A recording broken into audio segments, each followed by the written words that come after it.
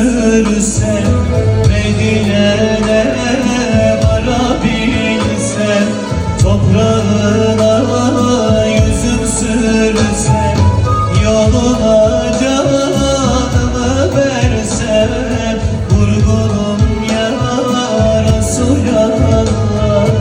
Yoluna canımı versem, aşığım ya Resulallah. Vallahi görmeden sevdim, aşkın yakar bak eridim, acılarla gelemedim, vurgunum ya Resulallah.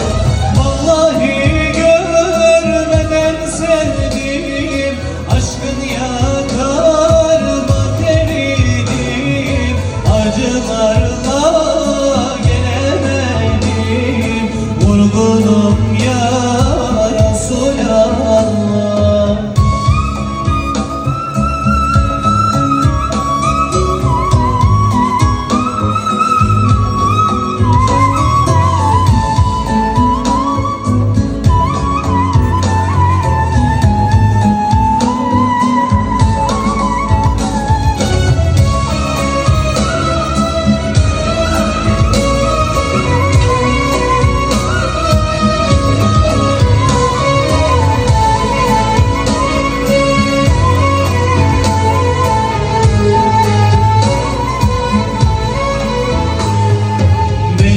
Gibi gülmez oldum, ağladım ağladım durdum.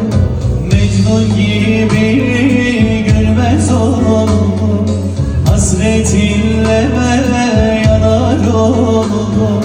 Oturdum ağladım durdum, vurgunum ya Resulallah.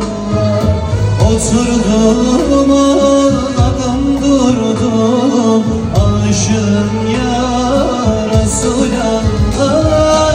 Vallahi görmeden sevdim, aşkın yakar bak eridim, acılarla gelemedim, aşığım ya Resulallah.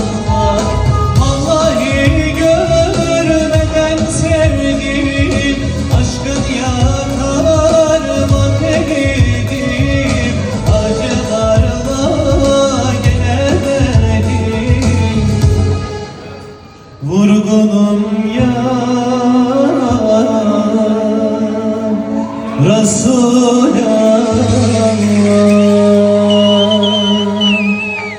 Çok teşekkür ediyoruz. Efendim programımızın sonuna geldik. Sizlere doyum olmaz. Fotoğrafa geleceğim. Sürçülisan etsek affolsun, hakkınızı helal edin.